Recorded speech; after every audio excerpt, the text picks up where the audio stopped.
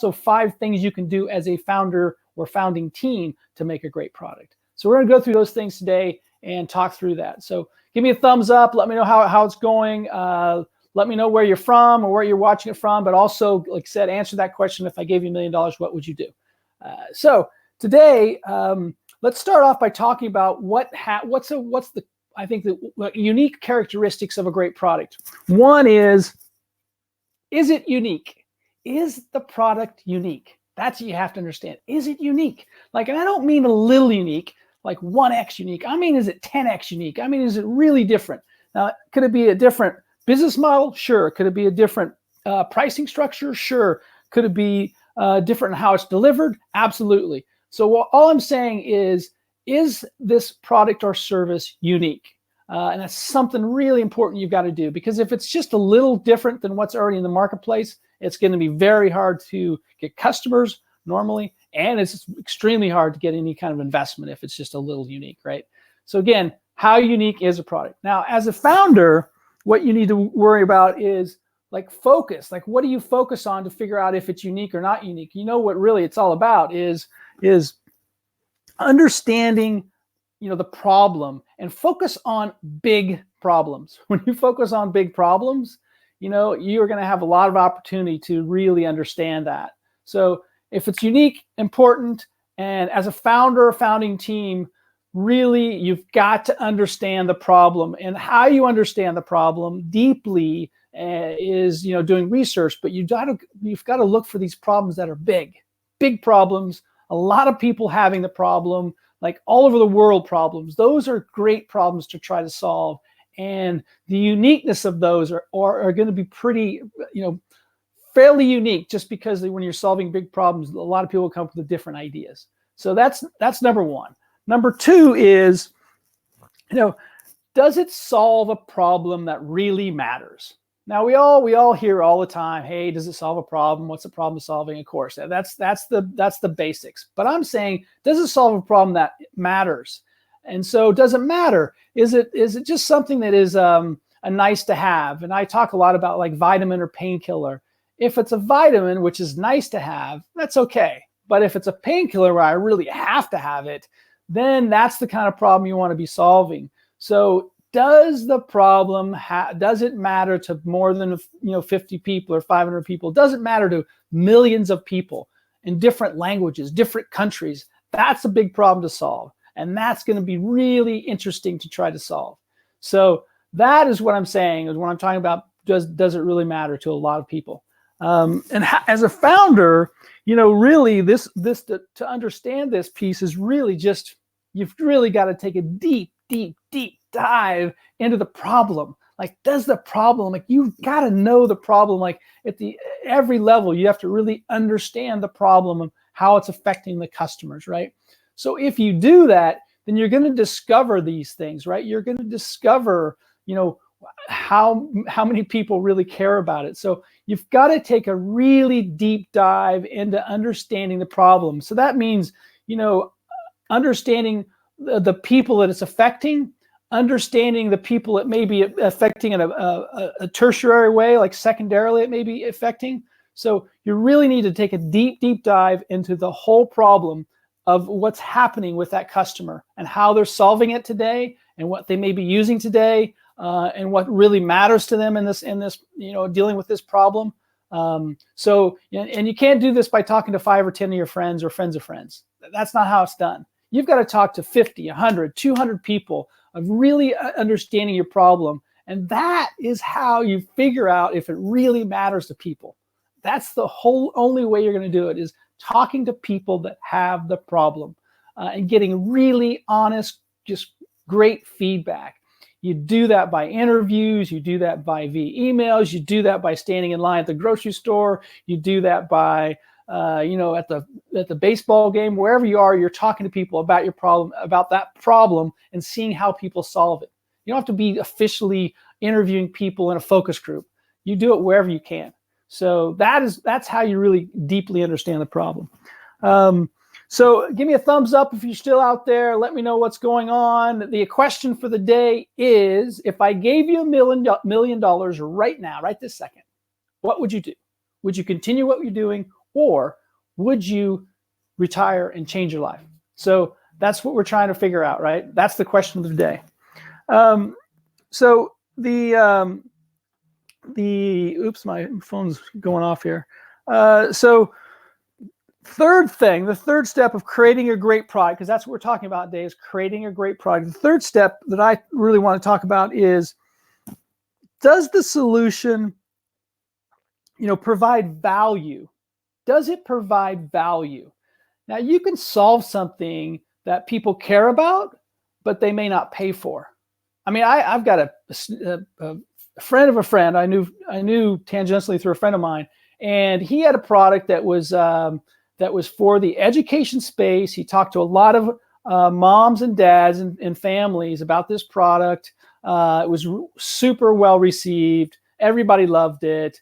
And when he launched the product, it was crickets, man. No one bought the product, could not figure out. At the end of the day, the product failed, or the company failed because they didn't do enough research to find out what people were actually willing to pay for it.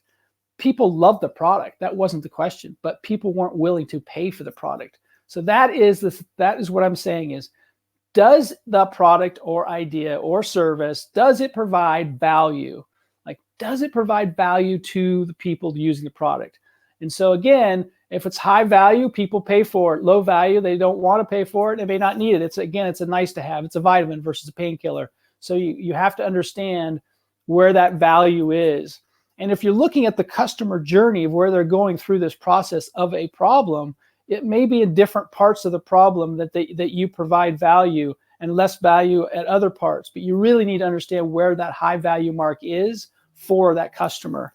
And as a founder, the challenge there is this customer journey that you should be understanding is, start to finish, what they're doing to be able to use your product or service and to solve this problem you're working on, is understanding from point A to point Z the steps they have to go through. And that is called the customer journey if you don't already know that. But you have to really understand that, how they go through each step, because again, you may find steps where there is a big gap that you may need to solve for your problem to be successful, and it could be easy to solve.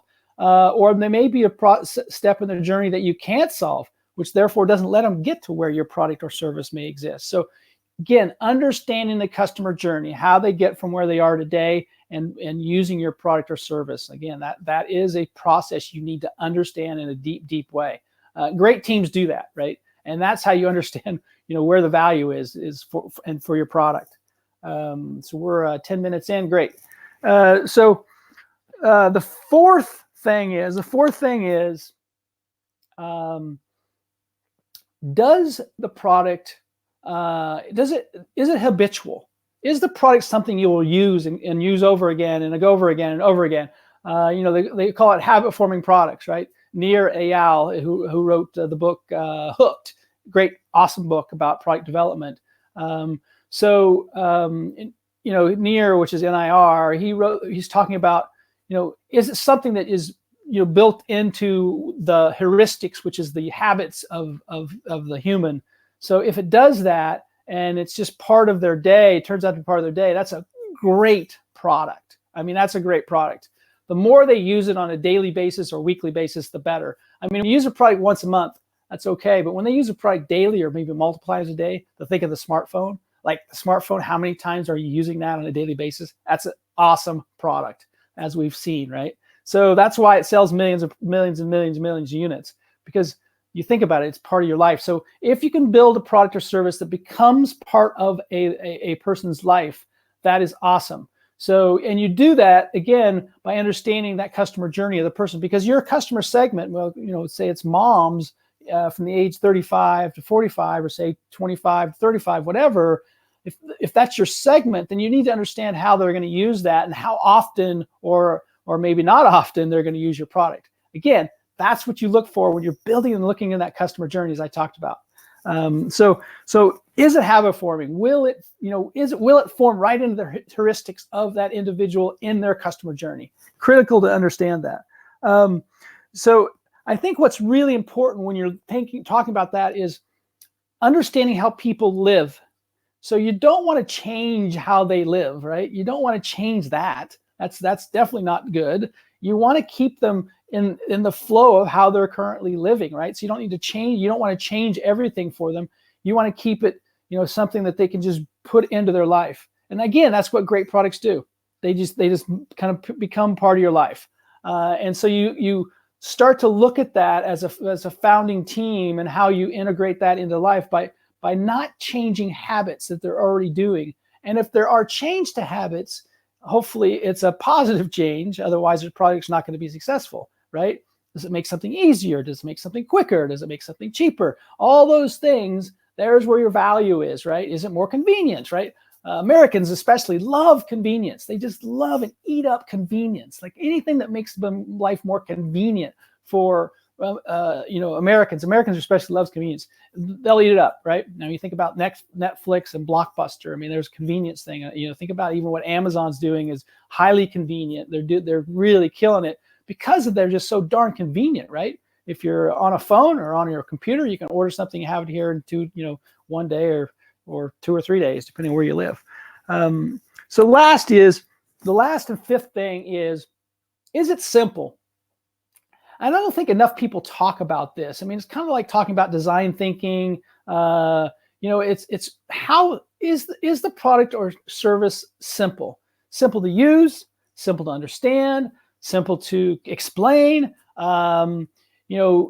Is it simple in how it interacts with, again, the customer? How simple is it? Can I explain it to my grandmother? Does my 10-year-old understand what it is?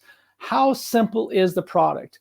And I'm not saying that it has to be simple on the inside, but on the exterior, when it's facing a customer, there's where it needs to be simple, right?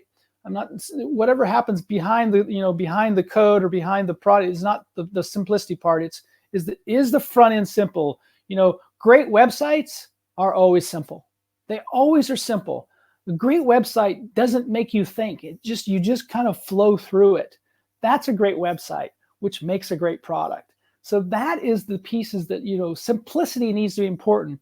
Can you explain your idea and say 22 words or less? That's kind of my thing, is about using 22 words or less. Can you explain clearly your product in 22 words or less?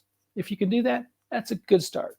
The shorter, the better. But if you can get it at 22 words less, that's awesome.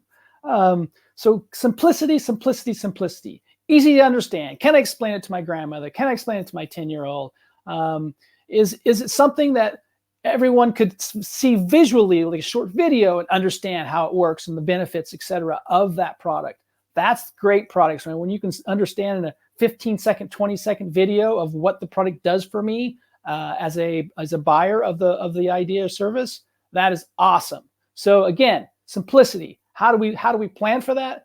Again, the only way we can plan and build simplicity is knowing both the customer journey and how this customer is currently solving the problem. And again, it has to be a painkiller. It can't be a vitamin. Cannot be a vitamin.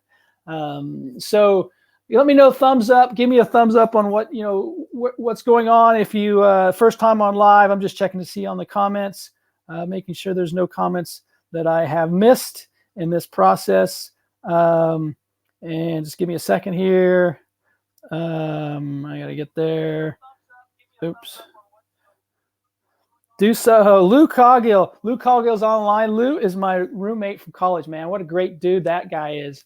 Lou, you're awesome. Thanks for watching. Thanks for tuning in from wonderful, colorful Colorado. So do something to help others. That's what you got to do, man. Okay, so that's what we got. The ability to make simple products is the key. So that's all I got today. We spent about 30 seconds over. I wanted to be at 15 minutes, so no worries. So here are the 5 things you got to have for a product. 1, is it unique? How unique is it? Make it a 10x unique. 2, does it solve a problem? Of course, like, does it solve a problem? That matters. That's the 2, right? 3, does a solution provide value somewhere in a customer journey? Does it provide value? That's 3.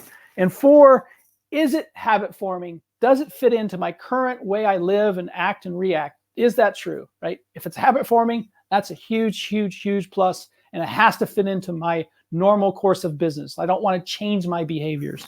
And 5, last but not least, is it simple? Is it simple to understand? Is it simple to explain? Is it simple to use? That's it. So those are the 5 things. Give me a thumbs up. Let me know what's going on. Leave the question for the day is, if I gave you $1 million right now, would you retire, change your life, or would you continue what you're doing?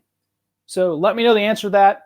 Until next time, which is going to be tomorrow, I will see you tomorrow for another live session. Next week, we have John Rampton on next week I think he's on Thursday. And because every week we're trying to bring a new guest in. So I'll see you I'll see you on Tuesday, and then next Tuesday, Thursday, and next week. Take care. Be safe. Have an amazing day. Bye-bye.